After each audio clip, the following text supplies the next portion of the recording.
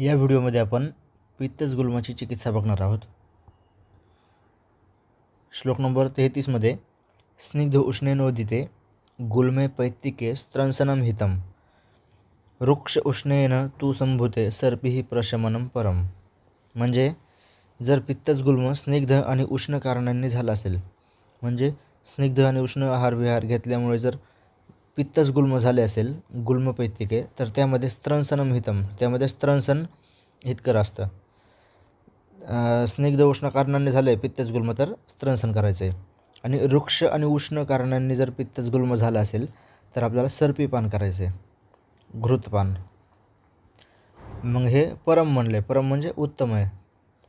जे सांगितले ना की स्निग्ध आणि उष्ण कारणांनी जर पित्तजगुल्म झाला असेल तर स्त्रंसन करायचं, आणि रुक्ष आणि उष्ण कारणांनी जर पित्तजगुल्म झाला असेल तर काय करायचं, सर्पीपान करायचं। आणि हे परम म्हणजे सर्वोत्तम उपाय आहे। श्लोक नंबर 34 मध्ये असं सांगितलं की पित्तम वा पित्तगुल्मम वा ज्ञात्वा पक्वाशय स्थितम। म्हणजे पित्त किंवा पित्तजगुल्म जर पक्वाशयामध्ये स्थित आहे तर आपल्याला कालवित निर्हरित सद्यः सतिक्त ही क्षीरबस्ती म्हणजे आपल्याला क्षीरबस्ती द्यायची, आणि कशाची द्यायची, तिक्तद्रव्यांची। तिक्तद्रव्यांनी सिद्ध केलेले घृत, त्याची आपल्याला क्षीरबस्ती द्यायची। कधी, ज्यावेळेस पित्त किंवा पित्तजगुल्म पक्वाशयामध्ये आहे त्यावेळेस आपल्याला तिक्तद्रव्यांची क्षीरबस्ती द्यायची। आणि जर वातजगुल्म पक्वाशयामध्ये असताना, आपण मागं बघितलं होतं, वातजगुल्म जर पक्वाशयात असेल तर काय द्यायचं होतं, तर आपण त्यामध्ये बस्ती दिली होती। आणि इथं काय म्हणते, पित्तजगुल्म किंवा पित्त पक्वाशयामध्ये असेल तर आपल्याला काय द्यायचं, तिक्तद्रव्यांची क्षीरबस्ती द्यायची, दुधाची बस्ती द्यायची। आता पित्तजगुल्मामध्ये विरेचन, श्लोक नंबर 35 पयसा वा सुख उष्णेन सतिक्तेन विरेचयेत। म्हणजे पयस म्हणजे दूध, दुधामध्ये आपल्याला तिक्तद्रव्य टाकायचे, त्याला थोडं कोमट गरम करायचं आहे आणि त्याचं आपल्याला पिऊन त्याचं विरेचन होईल मग। आणि म्हणजे आपण जर क्षीरबस्ती नाही दिली तर पुढं आपल्याला हे करायचं आहे, दुधामध्ये तिक्तद्रव्य टाकायचे, तिक्तद्रव्यांनी ते दूध सिद्ध केलं की मग आपल्याला ते कोमट करून ते आपल्याला प्यायचं आहे, मग त्याने विरेचन होईल। आणि भीषक अग्निबलापेक्षा म्हणजे अग्नीच्या बलानुसार आपल्याला त्याचं प्रमाण ठरवायचं आहे। सर्पिषात तैलवकेन वा, किंवा आपण मग तैलवक घृत आपण वापरू शकतो। काय काय दिले, 3 दिले। सगळ्यात आधी तर क्षीरबस्ती दिली, तिक्तद्रव्यांनी सिद्ध क्षीरबस्ती दिली। जर आपण हे नाही केलं तर मग आपण विरेचन केलं। कसं विरेचन केलं, पयसा वा सुकोष्णेन सतिक्तेन विरेचयेत। म्हणजे दुधामध्ये तिक्तद्रव्यांचे कल्क वगैरे टाकून त्याला सिद्ध करून आपण त्याचं पान केलं, त्याला विरेचन दिलं कोमट करून। आणि हे अग्नीच्या बलानुसार ठरवायचं प्रमाण। किंवा हे तिसरं आहे, सर्पिषा तैलवकेन वा, म्हणजे तिलवक घृत पाजायचे। पित्तजगुल्मात रक्तावसेचन म्हणजे रक्तमोक्षण। आपण वातजगुल्मामध्ये पण रक्तमोक्षण केलं होतं, म्हणजे आपण सगळ्या दोषांच्या चिकित्सा वगैरे केल्या होत्या। त्यामध्ये आपण स्नेहन केलं, स्वेदन केलं, त्यानंतर स्नेहपान, बस्ती, ब्रोहण केलं, वमन, विरेचन केलं, तरी पण जर वातजगुल्म शांत होत नव्हता तर त्यात आपण रक्तमोक्षण केलं होतं। पण आता पित्तजगुल्मामध्ये रक्तमोक्षण कधी करायचं बघा, तृष्णा, ज्वर, परिदाह, शूल, स्वेद, अग्निमार्दव, गुल्मीनाम अरुची च अपि रक्तमेव अवसेचेत। जर आपल्याला पित्तजगुल्मामध्ये तृष्णा, तहान लागलेली दिसत असेल, ज्वर असेल, दाह, बर्निंग सेन्सेशन असेल, पेन होत असेल, स्वेद, अग्निमांद्य आणि अरुची हे लक्षणे दिसत असतील तर आपल्याला रक्तमोक्षण करायचं आहे। आता ह्या श्लोकमध्ये काय म्हणते, छिन्नमूला विदह्यन्ते न गुल्मायान्ति च क्षयम रक्तम हि व्यम्लताम याती तच्च न च अस्ति रुक। आता यामध्ये हा शब्द लक्षात ठेवायचा आहे की पित्तजगुल्मामध्ये आपल्याला हे लक्षण का दिसतंय। इथं आपल्याला दिसलं ना परिदाह शब्द दिसला आपल्याला, तर परिदाह म्हणजे दाह का होत आहे, पित्तजगुल्मामध्ये दाह का होतो आहे, त्याचं इथं कारण दिलं आहे। रक्तम ही व्यम्लता म्हणजे रक्ताला अम्लता आल्यामुळे दाह होत आहे। आणि छिन्नमूला, मूल म्हणजे मूल कारण, छिन्न म्हणजे त्याला नष्ट करणे, म्हणजे मूल कारणच नष्ट केले तर त्या गुल्मामध्ये विदह्यन्ते न गुल्मा म्हणजे त्या गुल्मामध्ये विदाह होणार नाही, आणि यांतीचं क्षयम, त्या गुल्माचा क्षय होईल. छिन्नमूला, छिन्नमूल काय आहे? रक्त आहे, आम्ल रक्त आहे ना. आता पित्तज गुल्मामध्ये दाह होत आहे, त्याचं मूल कारण काय आहे? रक्तम ही अम्लता, आम्ल झालेलं रक्त. आणि आपण ते छिन्नमूला म्हणजे काढून टाकलं, कशाने? रक्तमोक्षण करून. पित्तज गुल्मामध्ये जे रक्तम ही अम्लता, आम्ल झालेलं रक्त होतं, त्याला आपण रक्तमोक्षणाच्याद्वारे इथं रक्तमोक्षण सांगितलं, त्याच्याद्वारे जर आपण ते काढून टाकलं, छिन्नमूला काढून टाकलं, तर आपल्याला विदह्यन्तेन गुल्मामध्ये आपल्याला विदाह होणार नाही, आणि यांतीचं क्षयम, ते गुल्माचा पण क्षय होईल. आणि पुढं काय म्हणते? रक्तम ही अम्लता, रक्ताला अम्लता आल्यामुळे विदाह होत आहे. आणि याती तच्च नास्ती, म्हणजे जर हे अम्लता आलेलं रक्तच नसेल, तच्च नास्ती नच अस्थिरुका, तर त्या वेदना पण नसतील. जे दाह वगैरे होत आहे ना हे आम्ल रक्तामुळे, त्या वेदना पण आपल्याला होणार नाहीत. रक्तम ही अम्लता हा शब्द लक्षात ठेवायचा आहे. रक्तम ही अम्लता, की रक्ताला अम्लता आल्यामुळे पित्ताज गुल्मामध्ये आपल्याला दाह होतो. आता श्लोक नंबर 38. रक्तस्त्रावनाचे पश्चात्कर्म, म्हणजे आपण पित्तज गुल्मामध्ये रक्तमोक्षण केल्यानंतर पश्चात्कर्म काय करायचे? पित्तज गुल्मात हतदोषम, म्हणजे दोष क्षय झाला असेल, म्हणजे आपण रक्तमोक्षण केल्यानंतर दोषांचा क्षय होणारच आहे. आणि परिम्लानम, म्लान म्हणजे तो रोगी थकून जाईल, क्षीण होऊन जाईल. तर आपल्याला काय करायचं आहे? आपण पित्तज गुल्मात रक्तमोक्षण केलं, तृष्णा, ज्वर, परिदाह, शूल, स्वेद, अग्निमांदे आणि रुची हे लक्षण होते म्हणून आपण रक्तमोक्षण केलं. आपण जे अम्ल झालेलं रक्त होतं तेच आपण बाहेर काढून टाकलं, तर त्या रोग्यामध्ये आपल्याला दोष कमी झालेले दिसतील आणि तो रोगी थकलेला दिसेल. तर मग आपल्याला जांगल मांसाचं रस द्यायचा, जांगल मांस रस द्यायचं आहे, त्याने आपल्याला त्याचं तर्पण करायचं आहे. जांगलही तर्पितम रसही, म्हणजे जांगल मांस रसाने तर्पण करायचं आहे. आणि समाश्वस्तम, त्याला आपल्याला आश्वासन द्यायचं आहे की बरं होता आणि तुम्ही ठीक होताल, असं आश्वासन द्यायचं. काय नाही, हे झालं आता आपलं रक्तमोक्षण झालं, तर हे खा तुम्ही, तुम्हाला आराम मिळेल, असं सांगायचं. आणि सशेषार्तीम सर्पीर अभ्यास येतं पुन्हा, मग त्याला आपल्याला परत सर्पी पान करण्याचा अभ्यास करायला लावायचा, म्हणजे वारंवार त्याला तूप खायला लावायचं. तर आपल्याला पित्तज गुल्माच्या आपण ज्यावेळेस रक्तमोक्षण करू त्यामध्ये पश्चात्कर्म काय आहे? तर 2 येतात, जांगल मांस रस आणि वारंवार घृतपान, वारंवार सर्पी सेवनाचा अभ्यास करायला लावायचा आहे. आणि रक्तस्त्रावनाचं हे पश्चात्कर्म MCQसाठी लक्षात येईल, आपल्याला हे नंतर पुढं पण वाचायला मिळणार आहे. हतदोष परिम्लानम जांगलैहि तर्पितम रसैहि समाश्वस्तम सशेषार्थीम सर्पीरभ्यासयेत पुनः. आता गुल्मामध्ये शस्त्रकर्म करायला सांगितलं आहे. रक्तपित्त अतिवृद्धत्वात, म्हणजे पित्तज गुल्मामध्ये रक्त आणि पित्ताची अतिवृद्धी झाली आहे. क्रियाम अनुपलभ्यच, म्हणजे क्रिया म्हणजे उपचार पण त्याला उपलब्ध नव्हते, किंवा जरी समजा उपलब्ध होते आणि त्याने काही त्याला फळ नाही भेटलं, त्या उपचाराने ते बरं नाही वाटलं त्याला. रक्तपित्त अतिवृद्धत्वात क्रियाम अनुपलभ्यच यदि गुल्म विदह्यत शस्त्रम तत्र भिषग्जितम, म्हणजे पित्तज गुल्मामध्ये रक्त आणि पित्ताची वृद्धी झाली, उपचाराचा त्याला काही लाभ नाही झाला किंवा त्याला उपचार भेटला नाही, तर आपल्याला काय करायचं आहे? शस्त्रकर्म करायचं आहे त्या पित्तज गुल्माचा विदाह झाल्यानंतर. शस्त्रकर्म करायचं आहे, शस्त्रम, ठीक आहे. हे तर पित्तज गुल्मात शस्त्रकर्म करायचं आहे, हे लक्षात ठेवा. रक्त आणि पित्ताची अतिवृद्धी झाल्यावर आणि उपचार न मिळाल्यावर ज्यावेळेस त्या पित्तज गुल्माचा पाक होईल, विदाह होईल, त्यावेळेस आपल्याला शस्त्रकर्म करायचं आहे.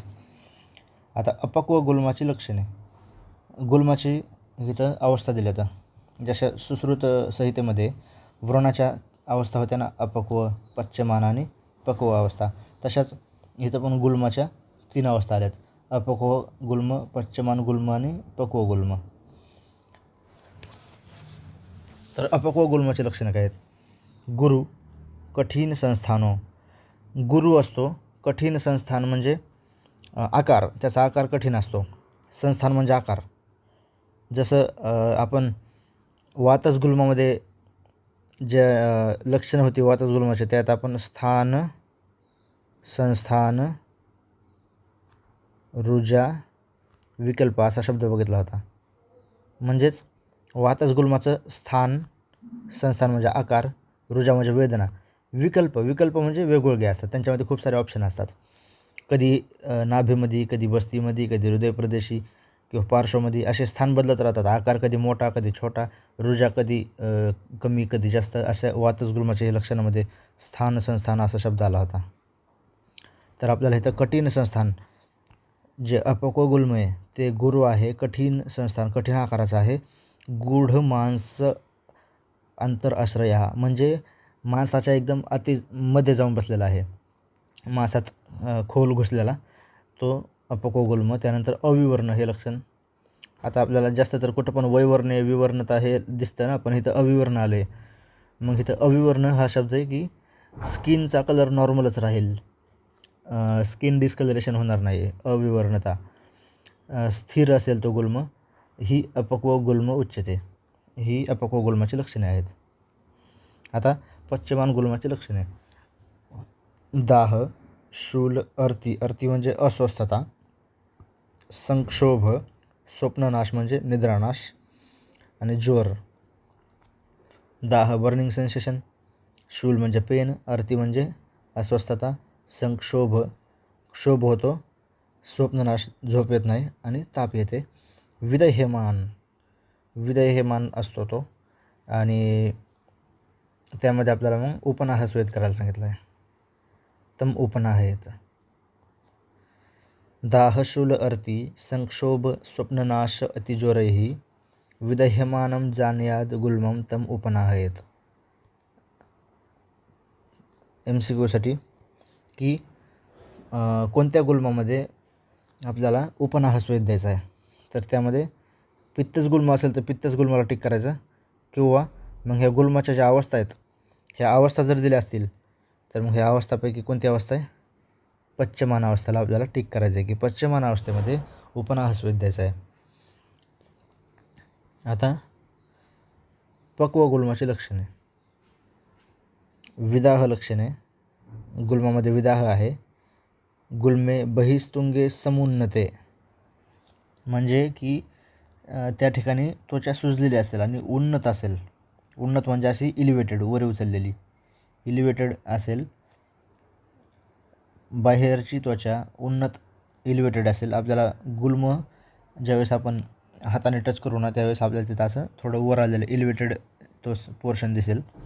विदाह असेल. गुल्मे बहिस्तुंगे समुन्नते उन्नत असेल.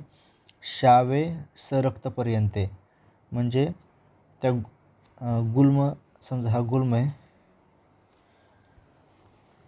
गुल्म आहे ना त्या ठिकाणी, हा गुल्म आहे, तर त्या गुल्माच्या ज्या कडा आहेत त्या लाल असतात. रक्त म्हणजे लाल, पर्यंते त्या गुल्माच्या कडा लाल असतील, आणि त्याचा सेंटर जो भाग आहे, सेंटर पोर्शन तो शाव असेल म्हणजे काळा असेल, काळा असेल.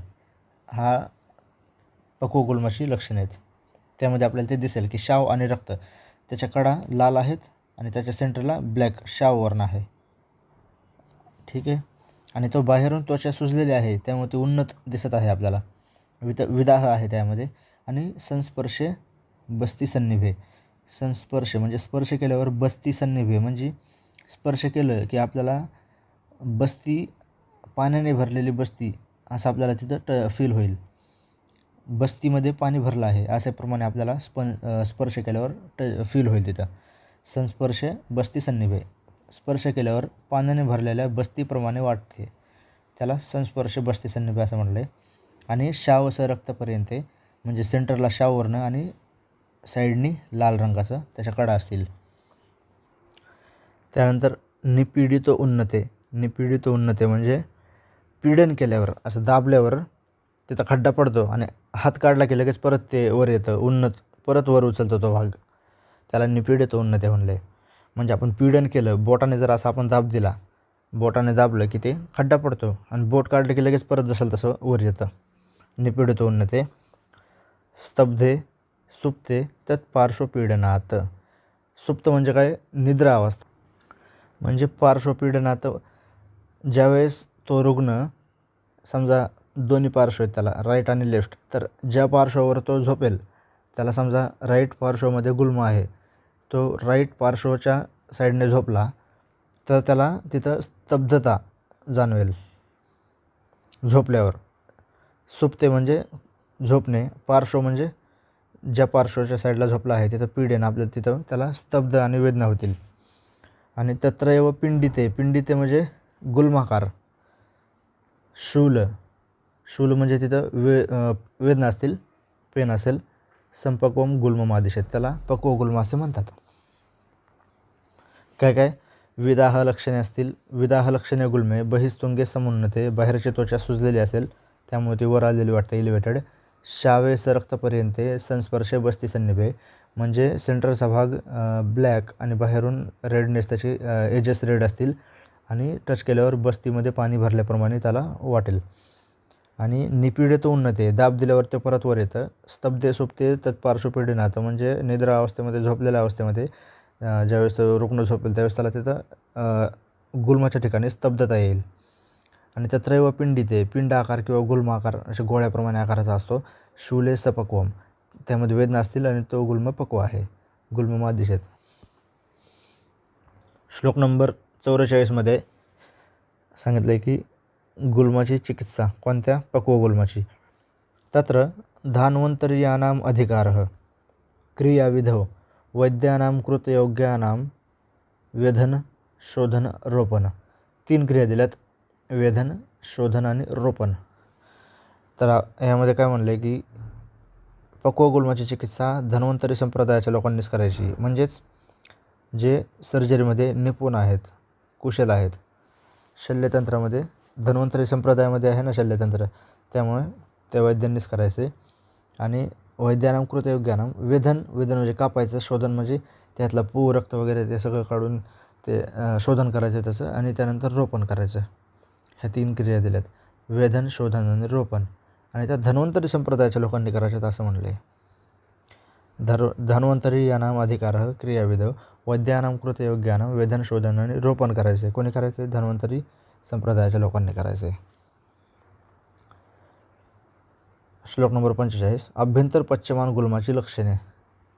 अंतर्भागस्य चाप्येतत् पच्यमानस्य लक्षणं हृत् क्रोड शून्यता अंतस्ते बहिस्ते पार्श्व निर्गती. हृदय, क्रोड म्हणजे इथं उदर आणि पार्श्व असे दोन्हीही प्रदेश घेतलेले आहेत.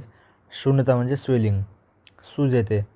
अंतस्ते म्हणजे हृदय प्रदेशी, पार्श्व प्रदेशी, उदर प्रदेशी आतून सूज येते, म्हणून काय होतं बाहेरून बहिस्ते आपल्याला ते पार्श्व प्रदेशी वर उचललेला दिसतो आणि तो तिथला गुल्म पिकू लागतो तेव्हा ते आपल्याला एका कुशीमध्ये वर आल्याप्रमाणे दिसतो. पार्श्व निर्गती. अभ्यंतर पच्यमान गुल्माची लक्षणे. इथं आधी पच्यमान गुल्माची लक्षणे होती, तर अभ्यंतर ते दिलेत आपल्याला. त्यामध्ये 3 शब्द लक्षात ठेवायचे, हृदय, पार्श्व, उदर, शून म्हणजे स्वेलिंग, आणि बहिस्ते पार्श्व निर्गती. अभ्यंतर पक्व गुल्माची लक्षणे. पक्व म्हणजे अभ्यंतर गुल्म पक्व झाला आहे. स्रोतांशी संक्लेद्य, मग काय होणार? त्या स्रोतसांमध्ये क्लेद उत्पन्न होणार. व्रजती ऊर्ध्वम अधो अपि वा, मग काय होणार? ज्यावेळेस अभ्यंतर गुल्म पक्व झाला आहे तर स्रोतसांमध्ये क्लेद निर्माण झाला आणि तो क्लेद ऊर्ध्व आणि अधो मार्गाने बाहेर येऊ लागला. ऊर्ध्व मार्गाने मुखावाटे आणि अधो मार्गाने गुदद्वारे. पक्व स्रोतांशी संक्लेद्य व्रजती ऊर्ध्वम अधो अपि वा स्वयंप्रवृत्तम तम दोषम उपेक्षेत. जर तो क्लेद स्वयंप्रवृत्त म्हणजे स्वतःच बाहेर यायला तयार असेल तर आपल्याला त्याची उपेक्षा करायची, इग्नोर करायचं, त्याला बाहेर येऊ द्यायचे. त्याचे आपल्याला स्तंभन वगैरे काहीच करायचं नाही. आणि हिताशेने त्या रुग्णाला आपल्याला हितकर आहार द्यायचा आहे. किती दिवस? दशाहम द्वादशाहम, 10 ते 12 दिवस आपल्याला त्याला हितकर आहार द्यायचा आहे. वा रक्षण भीषक उपद्रवानं, का द्यायचं आहे? उपद्रवापासून त्याचं रक्षण करण्यासाठी. तर अभ्यंतर पक्व गुल्मामध्ये काय सांगितलेलं आहे? अभ्यंतर पक्व गुल्माची लक्षणे की पक्व स्रोतांशी संक्लेद्य व्रजती ऊर्ध्वम अधो अपि वा, म्हणजेच पक्व झाला आहे तो गुल्म तर आपल्या स्रोतसांमध्ये क्लेद निर्माण होतो आणि तो ऊर्ध्व आणि अधोभागाने बाहेर यायला लागतो. आणि जर तो क्लेद स्वयंप्रवृत्त असेल, स्वतःच बाहेर यायला असेल स्वतःहून, तर आपल्याला त्यालाच काहीच करायचं नाही, त्याला येऊ द्यायचं बाहेर. तम दोषम उपेक्षेत, त्याची उपेक्षा करायची आणि त्या रुग्णाला हिताशेनेही हितकर आहार द्यायचा आहे. का की भीषक उपद्रवानं म्हणजेच उपद्रवापासून रक्षण करण्यासाठी 10 ते 12 दिवस त्याला हितकर आहार द्यायचा आहे.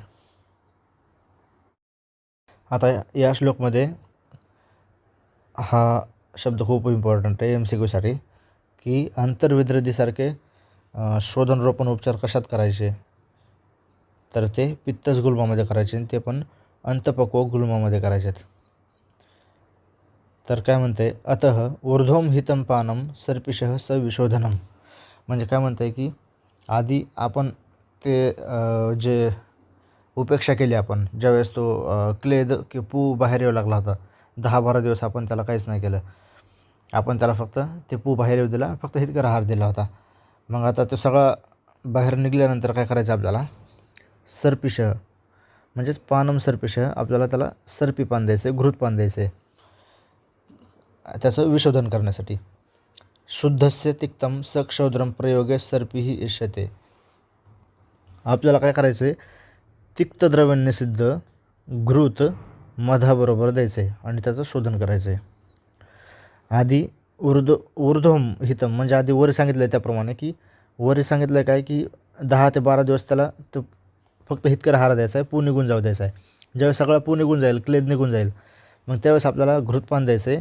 आणि पुढं काय सांगितलं आहे की तिक्तद्रव्य घृतामध्ये मिश्र करून मधाबरोबर द्यायचेत, ह्याने त्याचं काय होईल, शोधन होईल. आणि पुढं काय म्हणते, अंतर्विद्रदी व तच्चे कार्य शोधन रोपण आहे. अंतर्विद्रदीप्रमाणे त्याचं शोधनाने रोपण करायचं आहे. अंतर्विद्रदीप्रमाणे शोधनाने रोपण कशाचं करायचं आहे, पित्तज गुल्मामध्ये अंतःपक्व गुल्मात करायचं सांगितलं आहे. इथं हा MCQ बनतो. आणि 10 ते 12 दिवस पू निघून गेला, आपण फक्त हिताशेनेही फक्त हितकर आहार दिला होता. आणि आपल्याला नंतर घृतपान द्यायचं आहे आणि घृतपानामध्ये तिक्तद्रव्य टाकून ते मधाबरोबर द्यायचं आहे. पुढचा पार्ट आपण नेक्स्ट व्हिडिओमध्ये बघू, कफज गुल्माची चिकित्सा.